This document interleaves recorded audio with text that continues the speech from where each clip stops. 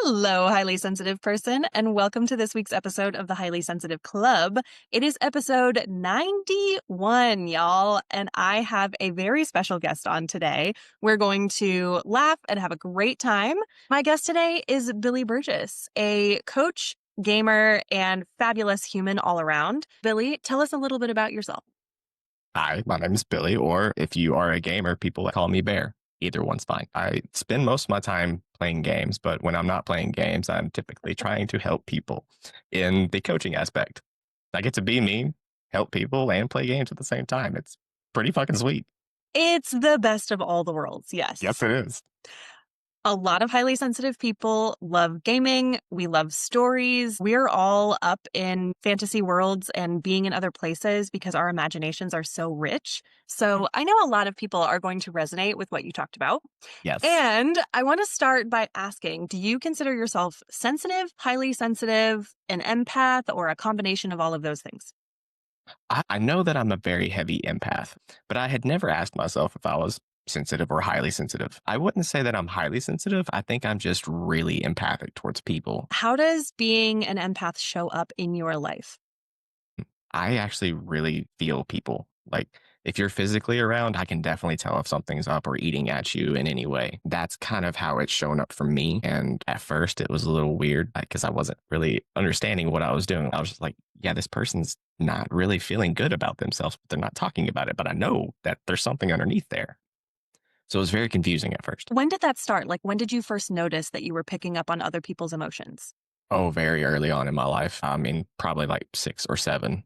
I was very attuned to other people. I remember growing up that I would kind of play this game with myself.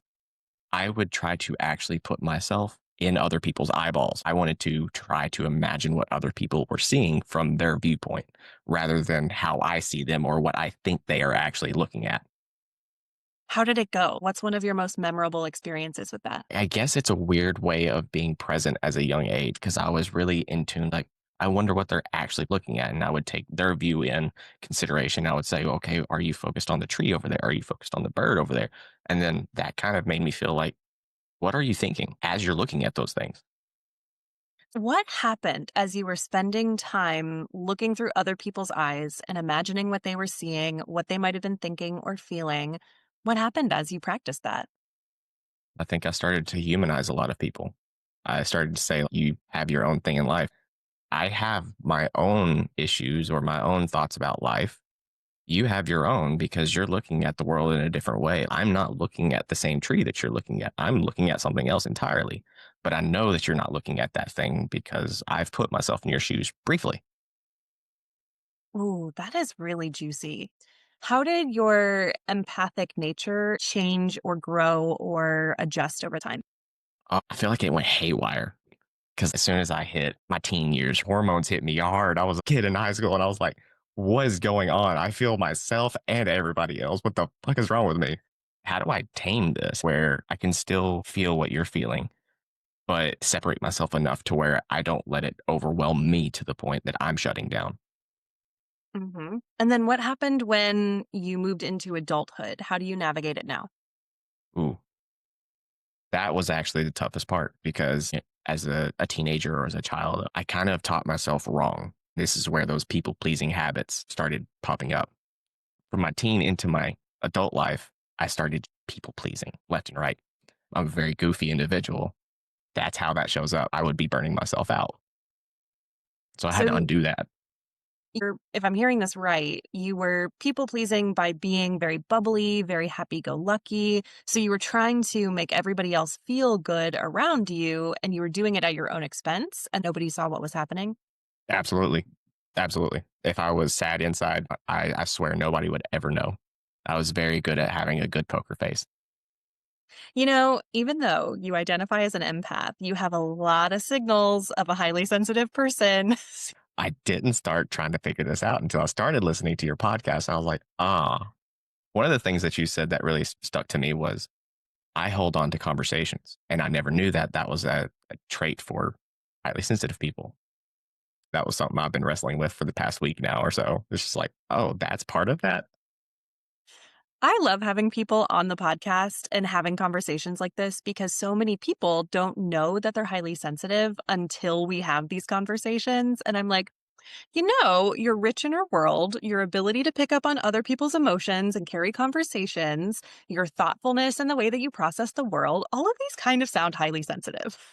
You have been breaking out of the people pleasing tendency because you noticed, again, highly sensitive thing, when you're so good at picking up on everybody else's emotions, you spend a lot of time thinking that you have to smooth over other people's emotions in order for your emotions to feel good. And Yes. typically you discover that even trying to smooth over everybody else's emotions, that often doesn't work. And then you get frustrated, they get frustrated, you spent all of your energy anyway, and they're still not pleased. Yep. Now I'm just mad at myself at the end. Yes. Yeah. So, what has your journey been like letting go of the people pleasing and dropping the bubbly mask, which I'm sure is genuine at times, but just letting yourself be yourself? Fucking difficult. Like, honestly, that was such a hard thing for me to undo because once I actually started to try to stop people pleasing, I didn't actually know who I was anymore. I was like, I'm still funny, right? I still make people laugh, but why am I making people laugh now? What do I do? What am I doing now? Because I'm not trying to just cheer people up to make them feel better. What do I do now? And I got stuck there for a really long time. That can be really hard when you spend so much of your time building your identity around how you relate to other people. Then, when you take other people out of the equation and you're trying to figure out who you are, it can definitely feel like a void for sure. Yes. Yeah. Or saying no without explaining myself. I'm still working on that one. We explain ourselves because we want to connect with other people and we want them to understand because we understand them so well. I recognize that people are like, you can say no, and that's a complete sentence.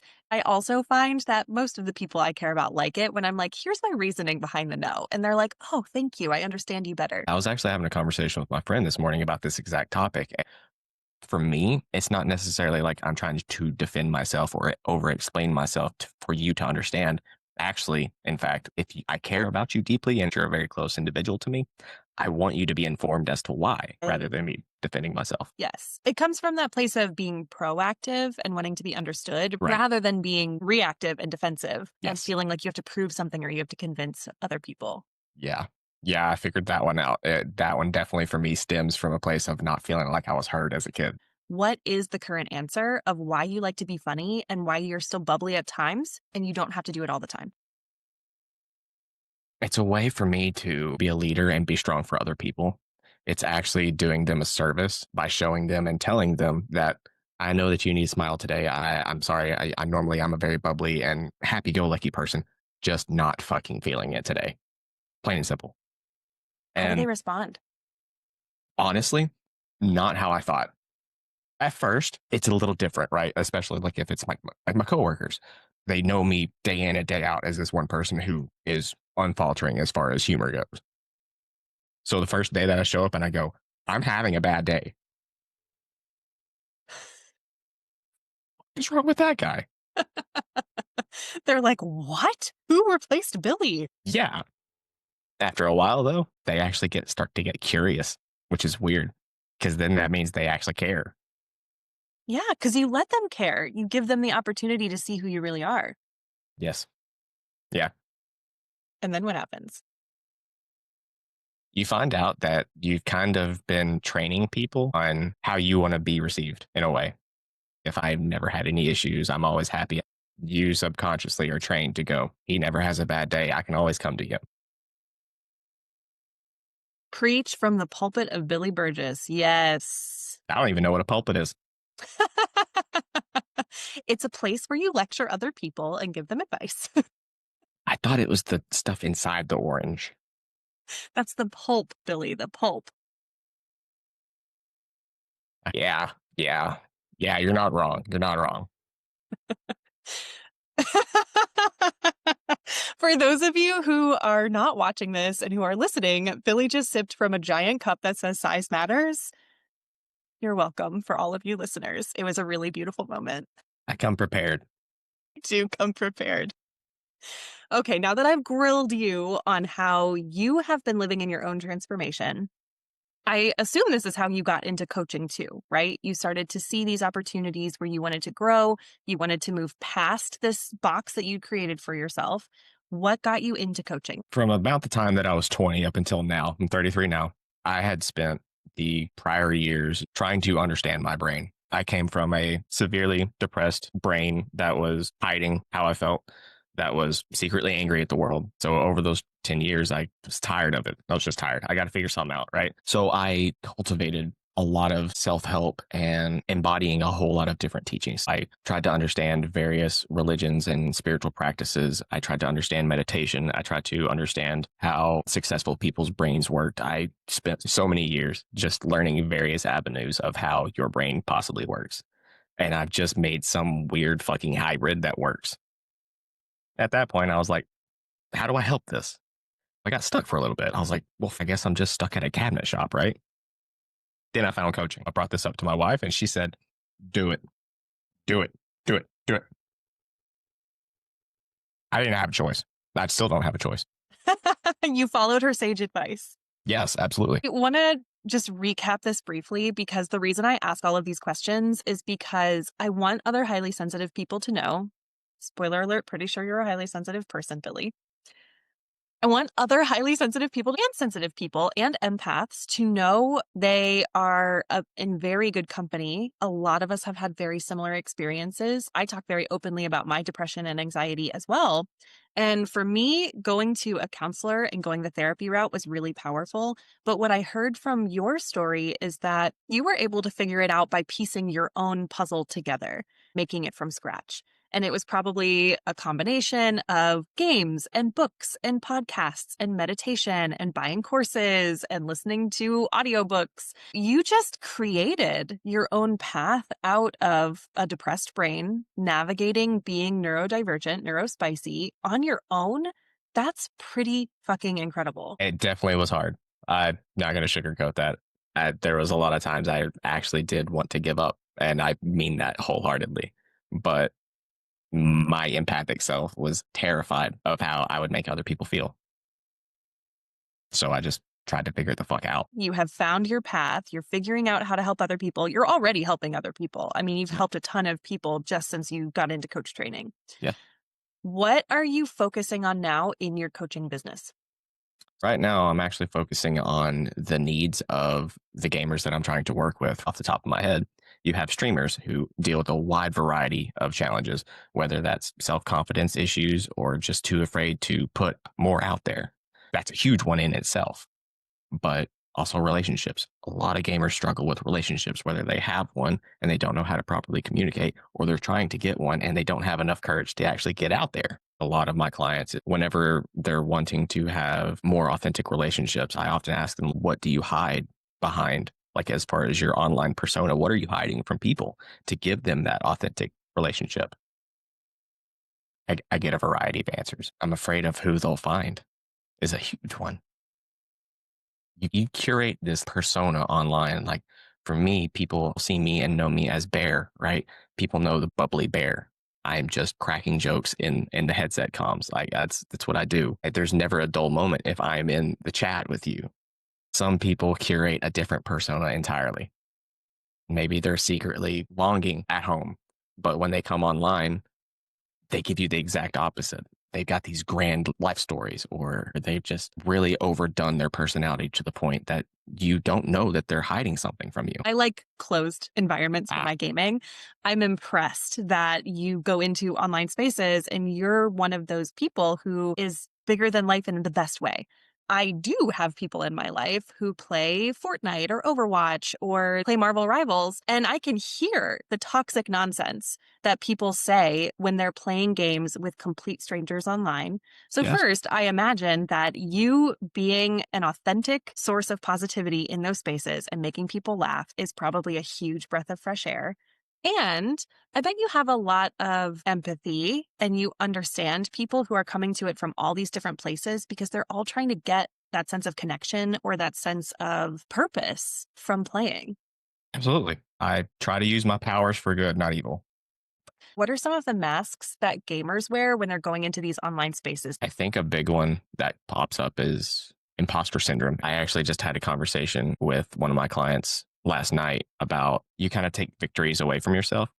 She's a great gamer. Is she a top tier gamer? No. She's a good gamer. She has fun doing it, but that's what matters.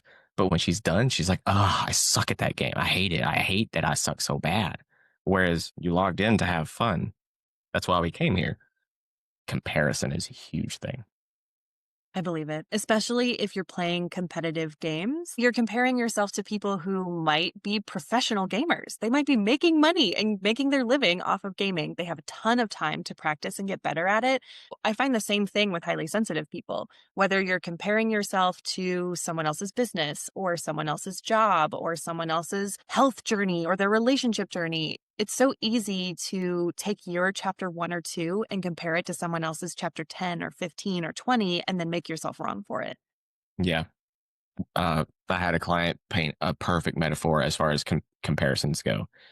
She said it felt like she was running a triathlon when she's in the first segment of swimming and she's looking ahead and she sees people already running in the next course. I said, what if they're just really good swimmers and you're a great runner? You just haven't got to run yet.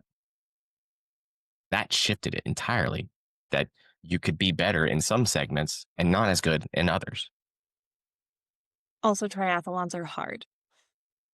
Yeah, I get winded putting my shoes on. Making coffee is struggle. Note audio listeners, Billy just took another sip from his hilarious mug. Okay. So when you're working with your gaming clients, what are some of the big breakthroughs that you've had or that they've had or that you try to teach your gamers to help them navigate spaces that are either online and offline? One of my biggest standpoints as far as how and why I coach people is I really want to leave you empowered. Gamers are naturally wicked smart. There's a term that we use in gaming. It's called min maxing. It's where you maximize what you want and you minimize the risk of things that you don't need. We do this for fun. This is what we do for fun. We crunch numbers for fun. We say, this piece of gear isn't going to work for me. This one is. This is what I need. This is what I need. I have optimal farming routes and I know exactly where I need to go. We do that for fun. A lot of them don't realize that you can transition that same skill set to anything else in your life, whether it's your career, your relationship, your communication, or your self confidence. How do you take the min max mentality and turn it into something for your life? Let's look at careers, for example, right? If you are in marketing, realistically, you need to maximize your charisma. You need to maximize your resilience. You need to maximize your recovery time when you have those hard clients. You don't need to be technically savvy. So minimize that. You don't need to have leadership skills, really, as long as you know how to talk good to a customer. Minimize that. Focus on what you need for the current situation. Maximize all that. Whatever that means to you, raise that shit. That speaks to the perfectionism you were talking about too, because it's being willing to let go of the things that are just not important. Yes. I think that's a big thing that a lot of people struggle with, though, too, is like, I work in customer service. Realistically, I just need to talk really well to people, sell something, and then not get mad on the phone. But still, I want to feel like a leader to the people around me. I still need to have technical skills to prove something in case I want to make some kind of lateral move that you don't celebrate what you already have. To my gamers out there, your brain is already on fire with how you work. Use that shit to your advantage. I'm thinking about a couple clients and using their games as a metaphor. You have the skill, you can just translate it over into this other area. It's just like putting a different skin on the same thing. Yes, absolutely. I don't know if you're aware of the Dark Souls games, the really difficult games. One of my biggest metaphors is stamina. In Dark Souls, if you like spam your rolls, you're going to die because you ran out of energy. Life is kind of the same way. It's about being able to pace yourself. What am I using energy on? What do I need to pull back from and conserve energy so I don't get kabonkered in the mouth, metaphorically? If you're getting kabonkered in the mouth physically, maybe stop playing that game. I do have people in my life that are huge, huge Dark Souls fans. I Yeah. tried to play once. I got to like the tutorial boss, and my Hmm. method of combat is to run in and whack things. Yes. So I did exactly what you said. I ran out of stamina, did not have a good experience. Now, I am a resilient person in a lot of Mhm. aspects, and Dark Souls was not my area to be resilient. My wife is the same way. I put the controller in. I said, just give it a try. It's really fun when you get it. And she said, "Fuck that shit. No, no." I don't want to have to put in the 2 hours and getting killed again and again in order to figure out how to do it. But you give me Overcooked and figuring out a weird kitchen moving around, I will spend hours on that. That game makes my brain melt. I can't. I did the one where you were like caught between two cars and you gotta like throw the beef over and shit. And I was like, who cooks like this? Who No does one. this? Oh, yeah, No. no one. But the moving truck ones are my favorites. I love them so much. Does I have OSHA not care? You can drop chopped food on the ground and still cook it and overcooked and nobody minds. It's the best. It's a safety hazard. See, we all have our strengths. You want to fight monsters in Dark Souls, and I Give me want them to knees. defeat kitchens. Yes. Yeah. Okay. So we covered your coaching, we covered your gaming. What is your current game of the moment? Right now, I've actually picked up this game called Outer Worlds 2. It's space Fallout, but less run out and destroyed. It's kind of more comedic. But when I'm not playing that, I'm usually playing Overwatch and trying to use my powers for good. How good are you on Overwatch? Like, how long have you been playing? I've been playing for a really long time. I've been playing since Overwatch 1. I just looked at it yesterday and I have 1,300 hours in it. Some people will say go outside and touch grass, I think that the term is. Granted, that's over the course of like basically 10 years. That's not too bad. I mean, I've played 500 plus hours of Stardew over the course of 3 or 4 years. So Oh, I, yeah. I hear you. Yeah. I'm pretty decent. I'm pretty decent. I'm maybe a little too aggressive, and my wife often tells me to rein back because I'm dying too much, but I have fun doing it. I go full unga bunga. I'm the tiny dog on the chain just trying to get the neighbor, What about gaming really lights you up personally? especially over the past 10 years, is the connections that I've built. I have a small group of friends that over the past 10 years we've gone through a wide variety of games together, and over those course of the years we've really understood each other. We're basically family. We shared dreams, we shared woes, we shared highs and lows, everything. They know my story in and out. They know exactly who I am. So for me, yeah, that connection. When I was a kid, whenever things were not so peaceful in the house, I would often take my sister into my room and we would play games together and just escape. That is so powerful. I particularly love that because I am kind of the opposite in a way. I Really? love gaming with other people. I have my sous chefs that are amazing at Overcooked, Yeah. and my fiance and I play Stardew together. There's lots of fun things that you can do to connect with other people. But I really like gaming for the story. I like being in someone else's world, seeing someone else's perspective. I like putting myself in the position to make choices according to the situation that they're in that I would never find myself in because I'm Yeah. not in a flying airship or fighting with Right. swords and magic. But what Right. would I do in that situation? Yeah. I hope I would be a great person and not a bad person, but sometimes I'm stealing cheese in Skyrim. Like I need the cheese in the house. I have a whole house in Skyrim where I have stolen the cheese out of every house. And you walk in and it's just cheese wheels. Somehow That's this it. doesn't surprise me at all. Like at No, all. absolutely not. I'm a cheese goblin. You are a cheese goblin. There's room for all of us to find something no matter what we're playing or why we're Yeah, playing it. There's room for absolutely. everyone. You have your own little things. Everybody has their games they play. And I love cottagecore games like Stardew. Like my wife loves Animal Crossing, even though she's a terrible person when it comes to the neighbors that she does not want in her village. I'm talking the fences, the potholes. I understand how to get your neighbors out because of her. There are always role play opportunities in all of these instances Mhm. where, you could choose to not be as nice of a character if you want to. They give you that option. It's Yeah, right I there take in the the option. story. Yes. Yes. And it I'm doesn't mean nice every day in anything. my real life. Let me be mean. Yes, because it's a virtual world. There's no stakes in it. The characters are not alive. They're not going to be offended. So I think it's a good opportunity for you to express your humanity because none of us are perfectly good or perfectly bad. We are a blend of the two. And when you're being wonderful to everybody all day long, sometimes you got to like let a little bit of mischievousness out. Except I still feel bad afterwards. I'm That's like, I because you're a shouldn't have done highly that. sensitive person. Yes, I know. This is not even a real person. I feel bad because I just burnt their house down. And you're like, can I fix I'm that for sorry. you? I'm I'm sorry. just going to go back and save. I'm so sorry. Well, I think we've covered a lot of ground here. Is there anything else that you're like, oh, I really want to say this? Find every excuse in the world just to be absolutely you and don't apologize for it. There's no need in it. Just be you. People are going to be cranky whether you're you or whether you're putting on a mask. So you might as well be you. What's the use in shame? I don't need it. I'm having fun. I'm not hurting anybody. If anything, all I did was make you laugh. Well said. Yes. Thank you.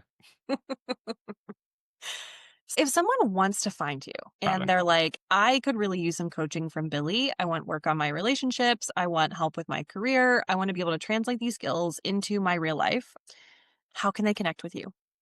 Right now, you can find me on Facebook at Billy Burgess. Just look for the guy with the goofy smile right here in blue shirt. You can also check out my podcast, The Bear Within Podcast, where I break down games and put them in metaphors and try to make it palpable.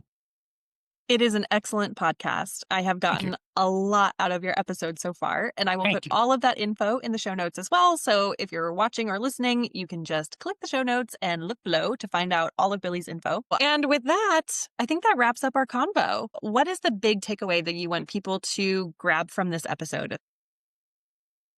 I don't think it matters what walk of life you come from, whether you're a gamer at home and you have an online career or you are working in a metal shop, a cabinet shop, whether you're a highly sensitive person, not a sensitive person at all, or you just like to have fun and dance in the middle of Walmart. Be you. That's it. There needs to be more of you in the world. We have enough of everybody else. You're unique. Embrace it. Wise words from Billy Burgess. Thank Billy you. the Bear Burgess. Thank you for coming on today, Billy. You are hilarious and bubbly and Thank you. totally real. And I appreciate that about you. Again, with the Size Matters mug. Thank you for making all of us laugh and giving us some very helpful life lessons from the metaphor of gaming. So many of us can relate to that. And I love having your perspective on the podcast for other highly sensitive people and empaths to know. I very much appreciate you having me on the show, and it's wonderful. Your podcast is amazing, and it even helped me understand that I didn't know I was highly sensitive, but I guess I am too. I just slapped a label and said I was empathic, but I guess I'm more than that. So you're doing good work out there. Thank you. I appreciate you, Billy. Of course. Thank you for watching and listening this week's episode, and I will see you on the next one. Bye. Bye. Thanks for listening. If you're ready to take what you learned today to the next level, head over to Stephanie Lynn, that's LINN.com, and book a consultation call to get started. I can't wait to see you there, my dear HSP.